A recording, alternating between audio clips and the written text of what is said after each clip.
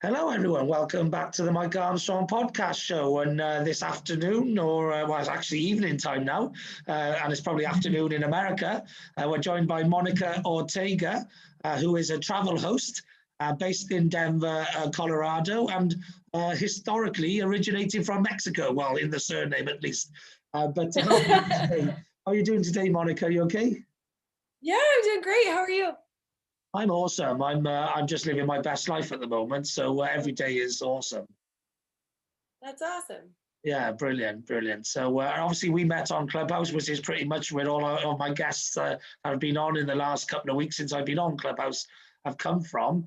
My guest booking is 10x, and it's fantastic to have you on. So thank you very much for that. It doesn't mean I'm not sleeping very much, but I'm providing great content, which is the mission. So thanks for joining me on the mission. And tell us a little bit about how you come about being a travel host and what your sort of day-to-day career is like as a travel host. Yeah, so I just moved to Denver from Los Angeles, and I was out there doing acting and singing and emceeing big music festivals. And I kind of realized I fell in love with hosting. I was like, that is 1,000% what I'm supposed to do, is be on stage, speaking to people, hosting on camera. And so I took a hosting class, and she said, you know what? The old ways of going to auditions to get noticed are gone. So you have to create a YouTube show just to get auditions. So I took my phone and I started hiking and doing the outdoor stuff that I love, and just put it up on YouTube as Monica Goes. And I fell in love with that and just kept doing the outdoor thing, made a show about facing my fears. So a lot of episodes are me just crying, hanging off a cliff and things. But yeah, so it's been 6 years now, and we've got over 100 episodes and blogs and worked with some big companies. So it's been a crazy ride, that's for sure. Wow, wow, wow. And to be honest with you, I'm a bit envious of that because I love travel and I love being in front of a camera and stuff. And if I could combine the two, that would have been awesome. But I've got to sit here in the cold Wales and do no adrenaline stuff and no sunshine and just get cold. So definitely envious of that lifestyle. So yeah, sounds You know, amazing. my very first big hike was in Wales. It was Egon, wherever Okay. that is. Was that in the Brecon Beacons? Was it the Brecon Beacons towards Snowdonia? Yeah. Yeah, okay, yeah, it's lovely, beautiful, beautiful Oh, country. yeah. Yeah, good. Yeah, well, everyone who comes to Wales, they love it. Like, I love Wales. I'm a mad, passionate Welsh sports fan and just Wales fan. I've actually branded myself as the Welsh Dragon for speaking. So, so I'm a bit of a warrior anyway. So why not be the Welsh Dragon, like representing my country on an international stage? Yeah. Yeah. So where's the best place you've been to record for your travel show? Oh, that's always like the hardest question to answer because every place kind of has its own thing. Iceland is incredible. Costa Rica is amazing. Most of the show is done in the US. So I love Zion National Park in Utah. But the coolest experience I've ever gotten to do was go skydiving into a vineyard in Washington State. And it's the only place, at least in the US, that you can do it. So that was pretty memorable. Yeah, that sounds awesome. So I actually was lined up to do a skydive before I left the corporate world, and I haven't quite done one, but it's definitely on my bucket list. So I've done trampolining, I've done indoor skydiving, I've done zip wiring, which is I think is the world's biggest zip wire in Wales. I've done all sorts, right? I've got some fantastic pictures actually, which I could send you if you thought they would be of use to you of the zip wire in Chester. I've got some really good content, and also actually, if you wanted me to do a travel blog or a vlog or something different, I'm more than happy to do that for you as well. If you thought that was some value that I could add to your show. Yeah, I'm on a mission to be the most known person on the planet, really. So anything I can do to increase that mission, because I'm on such a big mission to help as many entrepreneurs on the planet, and therefore I got to become really known to be able to go on the stages. I want to do a gig for 70, 80,000 people at the Millennium Stadium, my homeland, one of the best stadiums in the world, and just inspire, young entrepreneurs to get into entrepreneurship and just just an amazing event. That's my vision. That's my vision board. I've got a map of the world on my wall. I can show you that if you want to. Easy of the weights. I love it. So I've got my vision board back here. Yeah. Well, brilliant. Well, yeah, so I'm looking at it constantly all the time. And then when I get connected to new people in new places, I grab a bread and stick it on the board. It's a bit like my ringing the bell, and Yeah. I just think the more people, I generally help people everywhere I go because I'm a massive helper. I'm a philanthropic entrepreneur. So that's why if I can do anything for you, I'll do it, whether it be provide content or share your content, share your information, market your YouTube channel, anything, I'm out there to help people because the more people you help get what they want, the more people, the more you get what you want, really. Yeah, I appreciate Oh, that. And vice versa. Have the same mindset. We all rise together. yeah, exactly. A rising tide lifts all boats. Yep. Which is one of my favorite quotes at the moment. So how's your YouTube channel going? What sort of numbers you got? How long you been doing it? That sort of thing. It's definitely been a slow grow. So I'm at about 3.2, yeah, about 3.2 thousand. But it's been an uphill battle for sure. I've kind of run into the issue of, because I come from a hosting background, I really wanted to create like a travel channel style show, Yeah. which is nice in theory, but doesn't really translate as much to YouTube. But I ended up finding ways to finance it through tourism boards because they liked the fact that it was a hosting destination focused show. So that's been pretty good. I've made some really good contacts, and I've been able to finance it through those things. Yeah. But in terms of the growth on YouTube, I'm kind of at a pivoting point right now, trying to figure out, how do I show more personality and maybe do some behind the scenes and show that I'm a massive goofball at the same time. So. Well, that would be awesome. Also, a good friend of mine is in West Wales, which is like the most beautiful part of Wales, coastal and all that sort of stuff. And she's a voiceover artist, so again, she'd probably do a little thing for you. Another good friend of mine has been in media all her life, Gweno. She was doing a woman show about Edith Piaf before COVID, and this was like a life's work, and it got put off because of COVID.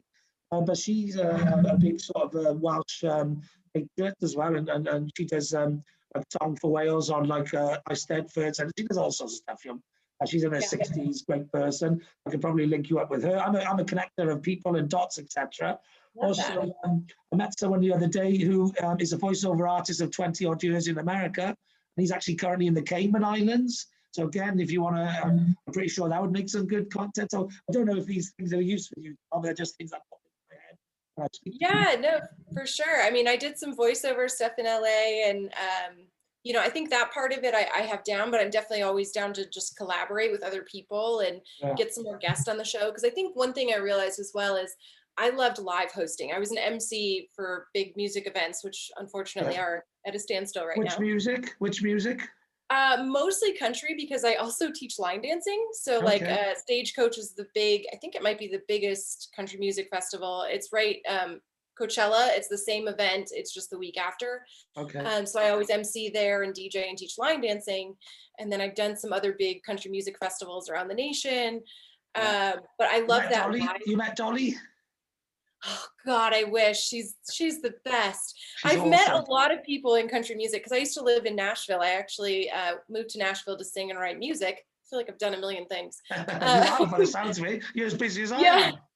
Yeah, so I know a lot of people in the country music industry, but I miss that live interaction. And a lot of times when it's just me in a travel destination or my producer and myself, I don't get that. So I'm definitely looking to do more collaborations because it's more fun. I feel like it's more relatable. And personally, it's just something I enjoy. I love talking to people. So. Yeah, brilliant. Well, if I can connect you with anyone, just reach out to me and tell me what sort of people you would be interested in or what sort of places, because I literally go around the globe connecting people and globe trotting virtually, like, and I'm literally everywhere, like, But in addition to that as well, I used to do quite a fair bit of traveling as well when I was in employment before I went self-employed. Don't do so much now. I've been to Ibiza, I've been to Morocco, and that's about it in my last 8 years of self-employment. But before that, when I was employed, I've been to like places like Hawaii, the British Virgin Islands, Carabac, which is a beautiful island in the South Pacific, towards New Zealand, amazing. The British Virgin Islands, sailing around Richard Branson's Necker Island and all of that. That's amazing. Been to Cuba, been to Ibiza 5 times. So I love all of the really sort of interesting destinations of the world. Yeah, you've traveled more than I have. Oh, there we are. Then. Well, there we Yeah, are. Then. well, I'm from Michigan originally, and we always say in the Midwest, we don't fly anywhere. If we can drive there within like 30 hours, we drive. So a lot of what I've done is just road trips around the US. And, luckily the US has so many amazing places and national parks to visit. So I do love exploring that stuff, but I definitely cannot wait to get back out and do some more international travel when it's available. Well, yeah, definitely, definitely. And a place I would highly recommend anyone to go ever is Maui. Maui is just beautiful. I've never been to Hawaii, and it's my producer's dream destination. So I told her one of these days we're gonna go. But what you want to do is you want to pre-package a trip to Maui, and you want to get a sponsor of a hotel in Maui and get them to pay for it. Yeah, that's the goal. It's actually Hawaii's been the hardest state to get to do partnerships with because they don't need to promote themselves. Everybody knows they're amazing. Yeah. So it's definitely been something I've been working on for years. That and Alaska. Okay, well, if ever I come across anyone to do with Alaska or Hawaii, then I will definitely remember you, Monica. So that's how I connect dots, I do. So when I meet people, I need to know what the dot is that I need to connect them with. So like you putting out there what you're looking for is really good help to someone like me, a global connector. But I'm just not I'm not just me, a global connector with lots of contacts. I've got lots of global connectors with lots of contacts. So it's like layers, super layers, if you like, of people. So one of my friends has got 150 WhatsApp groups. So, I don't know if he's got a travel one or not, but if he haven't, he could actually create one and put you in it. But he manages all these, it's a bit like having 150 Clubhouse rooms. That's what he's been doing that before Clubhouse. It's just all via text rather than vocal, Yeah, that's awesome. Yeah, brilliant. So again, I can connect you with him, no problem. And he's connected with people all around the world. They're all sort of geographical and niche themed clubhouses, rooms. So yeah, that would be great. And then I know loads of like women networks, and I know one of the fastest growing global networks. They do 150 events a month, in different places. So I know some really big places, some really good places where you can find some travel enthusiasts and maybe get those collaboration content. Absolutely. Yes, definitely. So how's your Clubhouse experience been so far? Oh my gosh, it's been amazing. So in case that wasn't enough stuff that I do, I host a podcast called Stumbling Forward with my producer about entrepreneurship. And then I also am in the process of writing a book. So I feel like with all of the different things, Clubhouse, I'll pop into one about YouTube, and then I pop into one about podcasting. And I'm a lifelong learner. I love conferences. So to me, it's like live conferences, and I get to learn from the best of the best. And it's addicting. I have to like stop myself at the end of the day and put the phone away. I know. I love it as well. You sound exactly like me. Like, I'm a lifelong learner. I love business expert. I love networking, communicating, connecting. I used to do a nightclub promotions. So I didn't MC, but I used to be a raver in the 90s, dance music. Oh, wow. So, so yeah, and I used to love dancing as well. I never used to teach it, but I used to rock it. Oh, see, I'm a terrible dancer. That's the funniest thing about it is I got the job by joking around about how bad I was and just jumping out and pulling out all these guests to come dance with me and just making a fool of myself. And that's how I got hired. So it's really ironic that I've been teaching line dance for like 15 years. One of these days I'll figure out I can't dance. It sounds entertaining to me. It sounds really, that's the best sort of dancing when you don't know what you're doing. The sort of dancing I do, I can never follow the rules, because I just let the music tell me what I need to do. I don't need the rules. I'm not a rule I need the rules. Forget the rules. How do you push them and bend them and just own your own version of the rules? Yeah. So you, because I met you, I think, in a travel room. One I got bounced into or something. I ended up like clicking my phone to do like Instagram or something, and like a pop-up pops up, and you hit the phone to like do like send or something, and you end up in a room. And I love that. I just love randomization of rooms, And I think I think I met you actually my first day on Clubhouse. It was like one of the first rooms I'd popped in. And then of course you came to me on Instagram and you're like, hey, you want to be on my show? And I was like, I love this app already. This is amazing. Yeah, it's so easy to get people on podcasts. It's like Yeah. I got a four line pitch because I'm not selling anything at the end of the day. I have got things I can promote people to, but I'm just giving value, and that's what I'm all about. And so I just say, when can we podcast? Yeah. Don't need much more than that. Like, I sometimes put a bit more into, I think, maybe this person might not be from that sort of mindset, but like Yeah. 99% of the people, you just say, when can we podcast? That's Yep. enough. You know what I mean? And Yeah. I don't have a strict criteria because I just love all entrepreneurs. Everyone's got value to give. Everyone's got information. So like, I don't care what level someone is or wherever they are in the experience, in the journey. Don't bother me. I just want to get to know people, know how I can help them, and share their message. Because I'm on a mission to become like really, really known, which means my YouTube channel will become really, really known, and then all of the people who've been on it will start becoming really, really known. So rising There time. we go. So that's what I'm trying to do. So I'm actually on a record-breaking attempt to do more podcast episodes in a year than anyone else has ever done in my first year. And then I'm going to get a load of publicity to actually promote the fact that I've hit the record. And then I'm just going to drive traffic to my YouTube channel and my podcast. It's a strategy. That's great. That sounds like a good strategy. Do something different that no one else has ever done. And not only will it get you PR and press, but it'll also get you into the record books, and it'll also allow you to get speaking on stages because people want to hear about something no one else has ever done. Yeah, and I feel like that was the one big mistake that I made with my show is because I didn't plan on being a YouTuber and I was thinking I would use that to get auditions, I never treated it as a business. I never tried to build up the subscriber list. And it was about, 2.5 years in that I thought, oh shoot, this is a business and I got to take it like one. So it's great that you're doing it now. I wish I would have done that from the start for sure. Yeah. And all the contacts that you're communicating with, what's the main thing that you're always looking for? When you connect with people, what's the driver? What's the funnel? Where are you trying to push them to? You're trying to push them to a show, or to watch your YouTube channel, or to sign up to an event? Or what's the driver? Yeah, it's definitely mostly the YouTube channel right now. In fact, I had a meeting yesterday with a potential publisher of my book, and even he said, he was like, "You have the podcast, you have the book, you have the show," and he's like, "We got to figure out a way to get people where you want them to go." So that's definitely something I've struggled with. I don't know where to direct people, but I think I'm at the point now where I'm like, I need to just focus on the show and really build up the YouTube, and that's the goal. But eventually, they will all connect. Yeah, and how long have you been involved in the travel industry?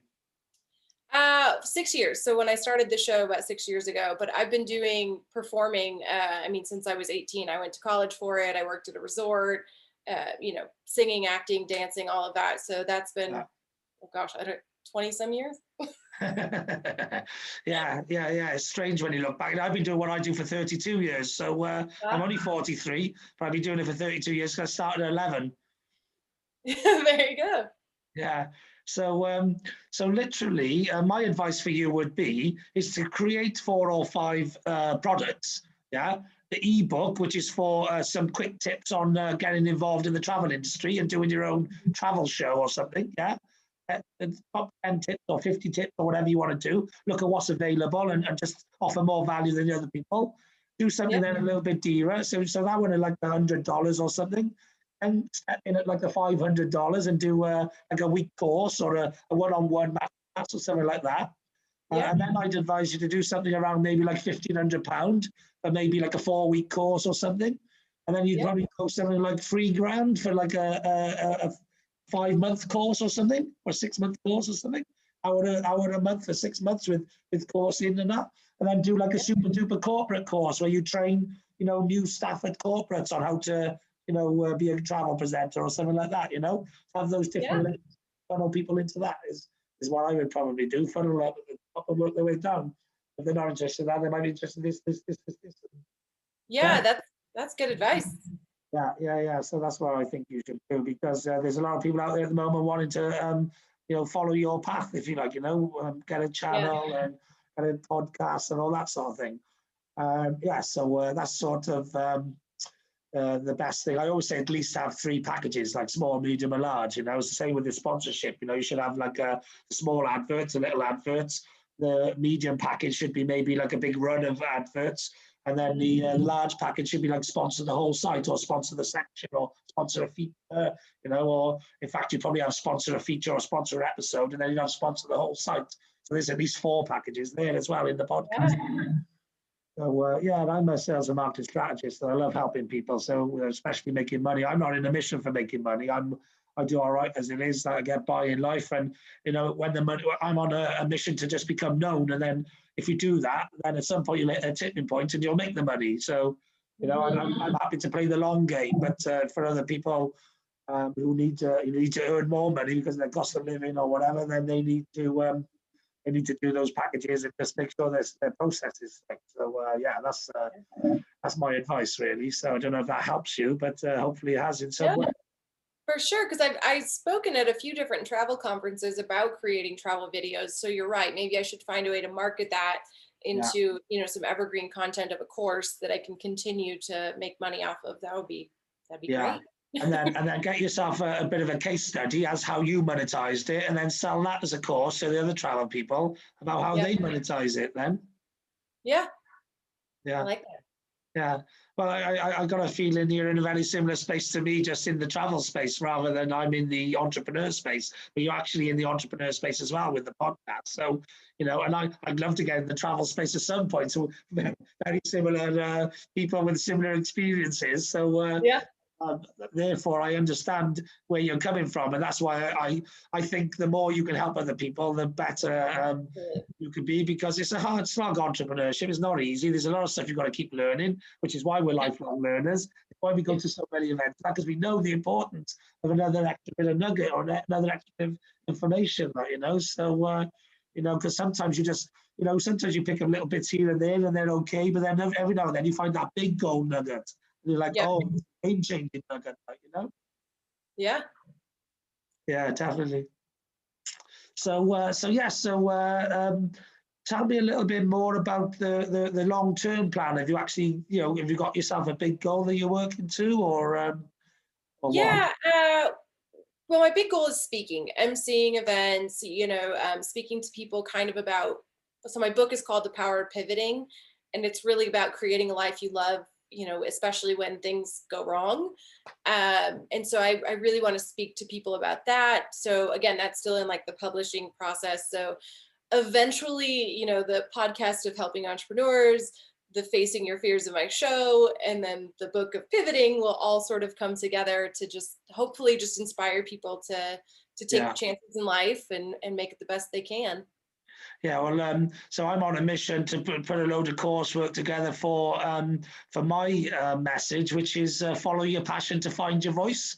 So so they have to follow their passion to pivot first of all, and then because I come from the communication sector, I'm an expert in all of the find your voice tools. YouTube, podcasting, social media, etc. And once they follow their passion, a lot of people are frightened to speak on a podcast, to speak at an event, to use social media, to do a YouTube channel. They're frightened of all of these things, and they need help with all of those things. And then all of the things that I do, and a lot of the reason why they're frightened is because they're not actually passionate about their business, or they don't believe in their business, or they don't think they're offering real value. So they even need to work on their mental blocks and understand that they are offering value, and they get the confidence to build that up. Or they need to pivot to do something that they really do believe in. Because once you're actually doing something you believe in, you'll talk. And I always say you'll shout it off the hilltops. Like, you'll tell anyone what you do. And that's the point that I try and get people to, is that they're so enthused and they're so energetic and so excited about what their plans are and their future goals that literally they'll do anything, and they'll just keep taking on new platforms. Because I've got a mastermind called Strong Communicators. Okay. With PR people, podcasters, coaches, speakers, global networkers, influencers, all of that. And it doesn't matter which communication platform you come into. First of all, if you want to make a global impact, you've got to sort of like learn them all. Yeah. Because especially, it depends if you're really niche or not. But if you're making a global impact, you're probably not that niche. If you make a global impact in a niche sector, I want to make about making a global impact. You know what I mean? So you've got to be not niche really. So people keep telling you niche down, niche down, niche down, niche down. But I'm like, well, entrepreneurs is my niche. I've niched down. I've niched down from all of the population to the ones that do business. Yeah. Yeah, so that's my niche. So, so it's a big niche, but you know, I think I can get around a big chunk of it. So I'm going to aim for all of it and see what I get. Yeah, well, it sounds like you're on the right track and you're doing all the right stuff. So Yeah, definitely. And obviously your niche is pretty big as well. Travel, pretty much everyone loves travel, don't they? Like, you know, except, you know, maybe people who, you know, frightened to leave the house, or, you know, people with mental health issues or something like that. Pretty much everyone else loves travel. It's something that most people look forward to. So again, you know, you don't have to niche down. Travel's a big industry. You know, you can niche down, but you can also yeah, just I really. do think I want to reach the people that are more like afraid to travel and do adventures. I'm definitely not like luxury travel. It's more teaching people, you know, you can go do a hike that pushes you out of your comfort zone. It doesn't necessarily have to be the craziest hike in the world. I always say, you know, I'm a very everyday average person, and if I can do this stuff, anybody can, Yeah. because I grew up seeing vlogs of people, you know, wingsuiting off of cliffs, and I thought, no, that's not me. I'm afraid of everything. So I just want to reach the people that maybe want to try something but they're a little nervous. Yeah. Fair enough. And yeah, you know, it's always good to have a sort of focus point on who you're targeting your stuff at. But you know, you Yeah. never know. This day and age with the internet and stuff, people pick up stuff in so many different places. You just never know who's looking, and you Yeah. never know why. Like, you know, so you know, for me, it's just about being omnipresent, it's being everywhere. Like, you know, especially because my target audience are entrepreneurs, because they are everywhere. You know what I mean? You lift Yeah. you lift up any rock anywhere in the world, and there'll be an entrepreneur in there thinking about how we can sell the rock. Yeah. So, so yes, so let people know a little bit about the name of the YouTube channel and any other platforms that they can get in touch with you. How do they get in touch with you online, etc.? Yeah, so my main website is monicagoes.com, and that has all of the blogs, all of the videos, you know, about me stuff. But the YouTube channel is at Monica Goes Show. And there's over 300 videos. There's over 100 full destination episodes. There's some bloopers and behind the scenes. So that's the main spot. And then across social media, it's at Monica Goes Show as well. Okay, that's across everything. Are you on TikTok? Have you managed to work that one out yet, TikTok? You know, when I joined, I was like, I'm just going to let this be my fun one where I do dumb stuff. And then I finally gave up, and now I'm making like travel videos on that. So I'm taking kind of like how YouTube has their short videos. I'm just marketing that everywhere. So I'm doing the short videos on YouTube. I'm putting those on TikTok. I'm putting those on Instagram Reels, just to sort of diversify and get across the board. So I love watching TikToks, but I haven't fully committed to TikTok just yet. I love watching TikTok. You can easily lose an hour or two in TikTok. For sure. Yeah. Because it sends you all the stuff that you like anyway, like all the algorithms do. That's why I like the algorithms. I like the fact that they know your data, because you get fed information that you want all of the time. So it's like with Facebook. A lot of people don't like their data being used by Facebook. Well, I'm like, well, it don't cost anything, so you got to give them something. And well, and that's what somebody actually in a YouTube group on Clubhouse was saying. You know, the algorithms are not there to hurt the creatives. It's there to help the consumers. Yeah. And that's really what it comes down to. It's not like they're trying to hide your content. They're trying to get it to the right people. Yeah, definitely. And what I find is once you sign up for like, I do a lot of events like you do, learning events, webinars and expos and all sorts of things. And once you've signed up for a couple of them, it's amazing because like Facebook just keeps sending them to you. Yeah. So I'm like, oh yeah, I'll go to that one. Oh yeah, I'll go to that one. The time last year when all of a sudden there was like loads of free content, you know, when COVID hit, it was just like webinars everywhere, content everywhere. It was like overdosing on information. That's Clubhouse for me right now. Well, because I'm looking to build my speaking, I'm probably speaking more than I'm learning. I'm at the stage in life now where I think, to be honest, I've got a good handle on most of the information in my industry. You know, I've got a good feeling about what I need to know in social media. Now's the time to give back and help others. You know, be that focal point to share to others. And that's what I'm looking to do, because it's the best platform at the moment to get build influence, like, you know. So that's what I'm looking to do. So, but I do nip in and out of stages all the time. Plus, when you're speaking on a stage anyway, you get so many people up, and you learn so much off the other people as well. Yeah. In fact, I started, can I swear on this show? Yeah, if you want to, you do what you want to. It's all I started a room the other day because I've always, I've been going to rooms and starting rooms that are all travel based or podcast, very in my work area.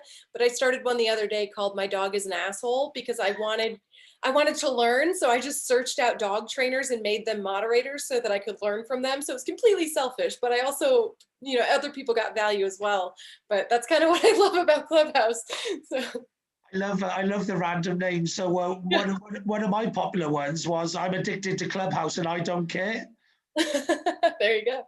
That attracted a lot of people in, and that was an interesting one. And I've been doing a moderators one as well. So I'm looking to, become a moderator of moderators. I'm connected with all the moderators. I do quite a lot of dual stuff because people know that I can I manage a room well because I used to be a corporate sales director. So I'm used to running sales people, etc. And like managing the room and keeping them on target and on flow and all of that. I do, I've been like for 9 years, I've been a member of IntroBiz, which is Wales's biggest business network, which is where I work now. But for 9 years, I was a member, and I've been hosting tables in the real world of 10 people. Yeah. So I'm used to managing a real world table of 10 as well. So like I've got a lot of skills that work well in the Clubhouse. Yeah, for sure. Yeah, so people keep asking me like, "Oh, will you co-mod with me?" So I'm like, "Yeah, I'm running out of hours in the day to do my own events and co-mod them, That's great. Yeah, it is great. So I bet you probably get asked as a travel host as well. You probably get asked to co-mod, don't you? Yeah, I was in one the other day. They asked me to moderate one on marketing, and I thought, well, I don't know anything about marketing. But then as we got talking, I was like, oh, I guess I've been doing it for 6 years for my show. But I also got to learn from other people. But it was really, again, it's that I could manage a room and that I can speak and fill in dead air when that's needed. So. Yeah. That's the bit that I can do. I can talk about anything pretty much, and I can fill any amount of time if needed. I can probably do my own show, for like 24 hours or something Yeah. I'll find something to talk about because I've been in sales and marketing all my life. So, I've had to always be the conversation starter and the person who asks open questions, especially if you've got people around you. Just all you got to do is ask an open question and then you can fill another 10 minutes or hour or however long the person wants to answer for. Yeah, exactly. Yeah, so yeah, it's fantastic getting you on my podcast anyway and finding out a little bit about you. I mentioned my Strong Communicators group. Search that out on Facebook. I'd love you to come to my mastermind. I do it at 2:00 on a Sunday, which is UK time. So what are you, West Coast you are, aren't you? Mountain time, so I'm not sure. Behind. So that would be 5 hours off 12. That would be about 7 in the morning, I think, 7:00 in the morning. So it's early. But I've got a guy in there who's a podcaster and he teaches people how to build their YouTube channel. Oh, okay. More subscribers and stuff. So whether you come to the mastermind or not, I'll hook you up with Jim anyway. His name's Jim Bordeaux. He does Lions on the Prowl podcast, which is like an NFL podcast for the Detroit Lions. That's my team. Yeah. Oh, really? Yeah, I'm from Michigan, so I'm a massive Lions fan, even though we're terrible every year. Yeah, well, that's what you just got rid of your coach and your manager or something, but I just seen on the news on Sky Sports that you had a new one the other day. Yeah, so yeah, well, there we are then. You're definitely going on Jim Bordeaux's podcast. Because that would be fantastic. And he'll help you with your YouTube channel subscription growth. And he's just got into like a network or something. I seen his post. But we all share each other's posts in the Strong Communicators group, which is another place to drive traffic. Plus, I've got a global podcasters group as well. And I've got a group called Entrepreneur Zone. I got loads of groups. I got like 100 Facebook pages and 50 groups. Oh my gosh. Plus, there's a group I'm exhausted just running my own stuff. I've got 250 social media accounts all in, I think. Oh my goodness. I got 5 websites with 5 blogs. Before I started podcasting in March last year, I've been blogging for 15 years. Wow. Yeah, so, and friends of mine run Inspirational Women of the World, abbreviated to IWOW. And IWOW is 4,300 female entrepreneurs who all like to help and support each other. Yeah. In that group as well.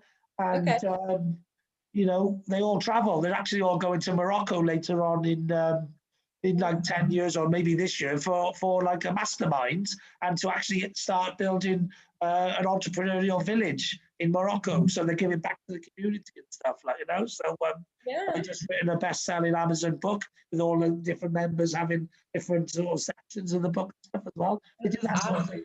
They're awesome, awesome book, awesome people, awesome entrepreneurs, really supportive.